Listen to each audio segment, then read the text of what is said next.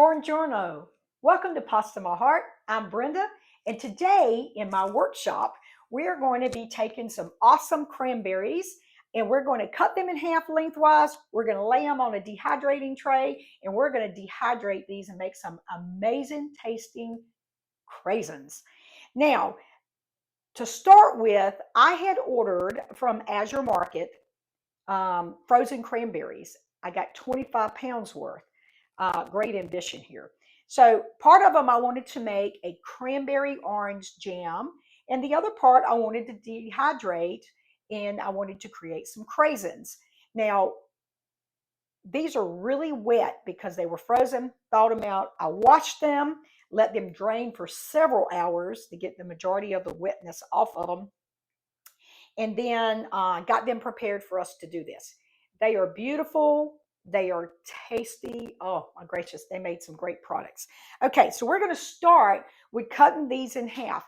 Now, I recommend that you do it lengthwise instead of through the middle because it gives it a better flat surface for us when we're dehydrating them. We're going to take them once we get them on our dehydrator trays, and we're going to get them into our dehydrator.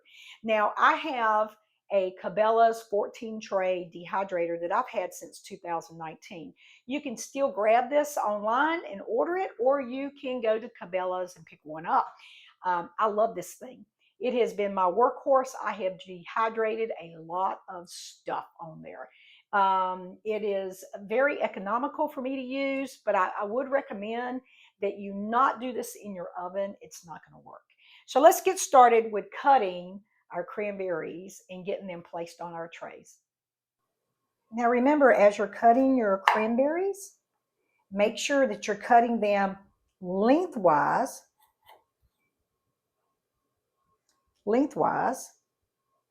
not in half through the middle.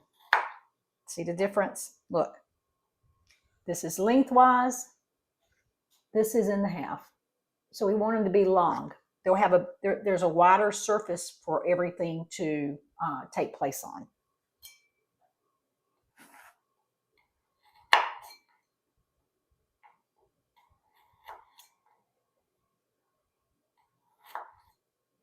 I have drained my cranberries. They have steeped for about 20-25 minutes. They plump back up. Let me show you. And now we're going to, you can tell, see how it's plumped back up? So now we're going to take our cranberries, and I've already done 5 of the other trays because it's time consuming. But you're going to have to be very particular this time when you put them on your trays because we don't want them to touch. And there we go. Because we don't want them to touch and we don't want them to be stacked on top of each other. Now, I'm a hands-on kind of person, so we are using our hands to spread these out. And then I'll show you what I mean by making sure that they're not touching, making sure that they're not one inside the other, spreading them out. While I'm doing this, let me tell you some cool things you can do with these. You could have also, instead of using honey in water, you could have used molasses, the same measurements, in water for a little bit, different taste.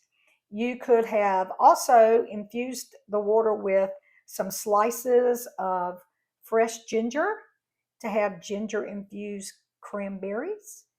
And then one more thing, that if you're going to be making like trail mix, or maybe you want a little dusting of cocoa powder on there for those of you that love chocolate, if you will, when they come out, once we get them dehydrated the rest of the way, they're going to be sticky. And that's a great time to take good old cocoa powder and dust a few in there, especially if you're going to put it in like a trail mix. It would be really good. It would add that little bit of chocolate that you need sometimes in those mixes. So we're going to put these back in the dehydrator. We're going to keep it on the same. If you have a fruit setting on yours, you can do it on the fruit setting. If you don't, it's 130 degrees. And we're going to do these for 6 more hours.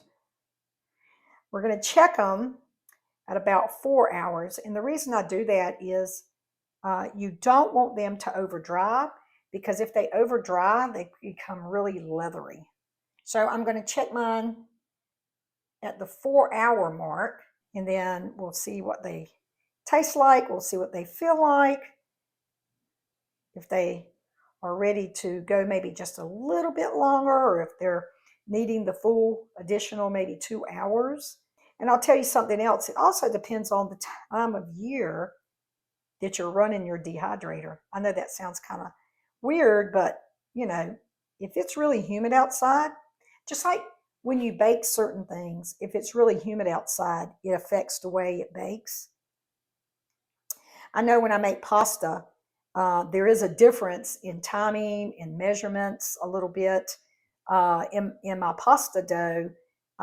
When I make it on a humid day, a rainy day, or if it's a sunny day and it's cool outside and the humidity's down, it's all different. Same thing with these.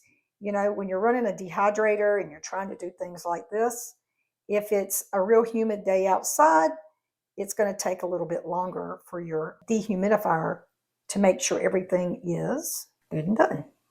So even if a recipe calls for like 6 hours, I would still check it at about the 4-hour mark. And I would also then adjust my time. I would probably run it for like an hour more and then check it again. And then, do it that way in increments of 1 hour.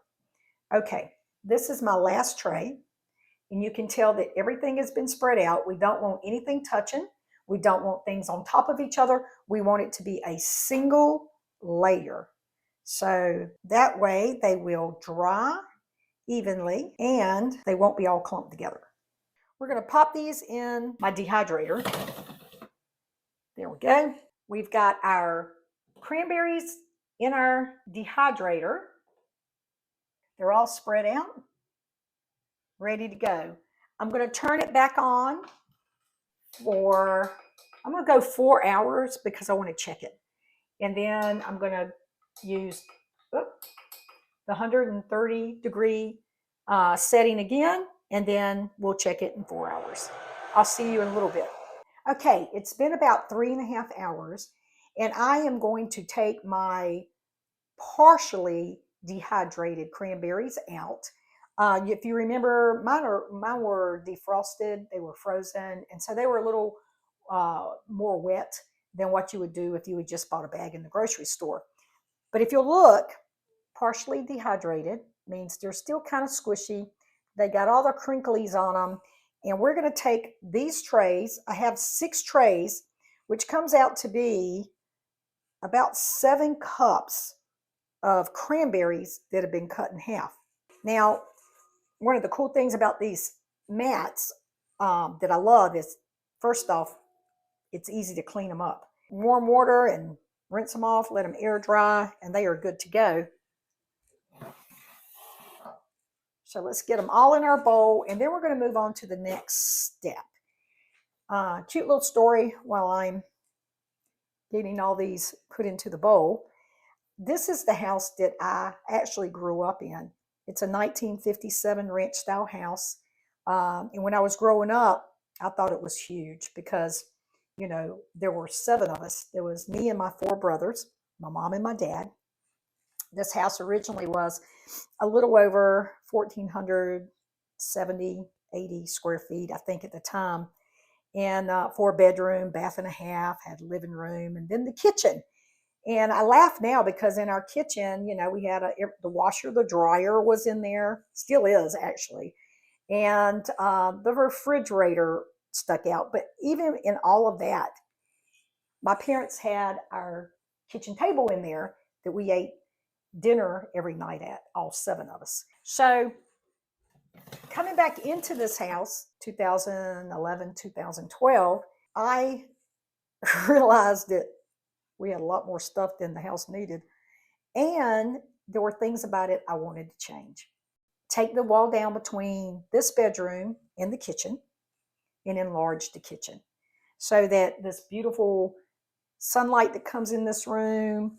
All of this would be incorporated into a really nice kitchen, and I don't have to keep going one room to the other when I'm showing and sharing recipes and cooking and everything else. So that'll be a journey you'll have to go along with, a huge remodel of a kitchen. Last tray. But for today, guess what? We're going to be switching rooms here in just a minute, because the next step involves us using the stovetop to rehydrate these in a combination of honey water with a pinch of salt and letting them steep for about 15-20 minutes. Okay, we've switched rooms. We're now in my kitchen, and we're going to be putting together our mixture. Now, in my pot, we're going to add raw honey, and we're going to add some water and a pinch of salt, and then we're going to reconstitute these cranberries.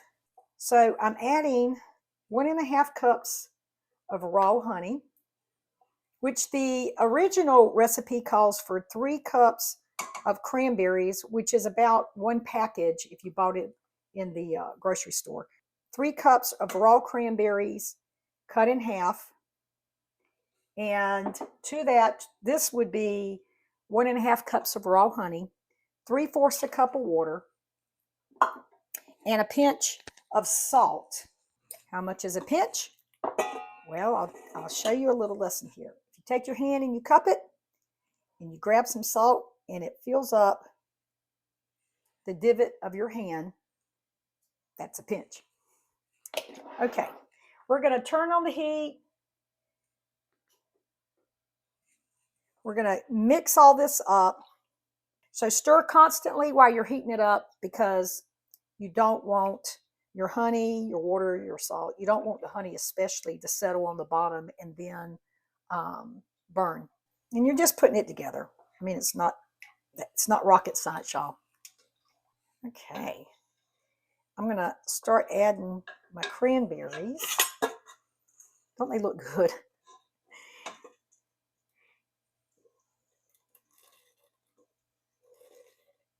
Now I'm going to let this mixture come up to just underneath, like just when it gets ready to boil, because all we want to do is steep our cranberries in this liquid. Okay? We want them to rehydrate with all this honey and little dash of salt. We want them to plump back up.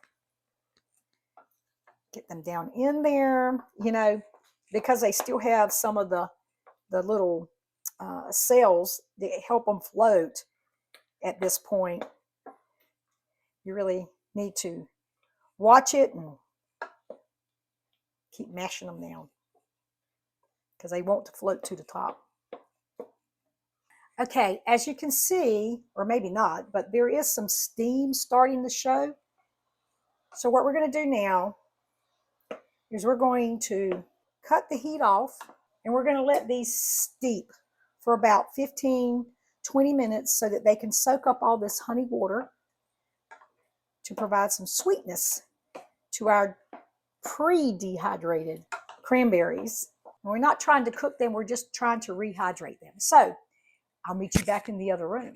Well, it's the next morning, and our cranberries took about 7 hours for mine, because remember, they were frozen to begin with. I had to thaw them out. They were already full of water.